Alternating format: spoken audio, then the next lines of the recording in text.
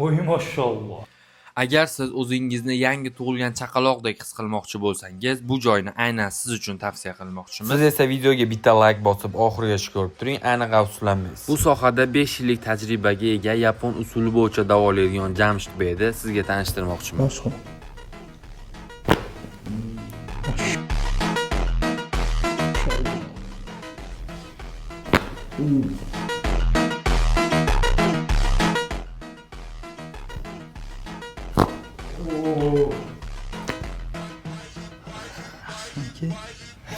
Temadan ketdim.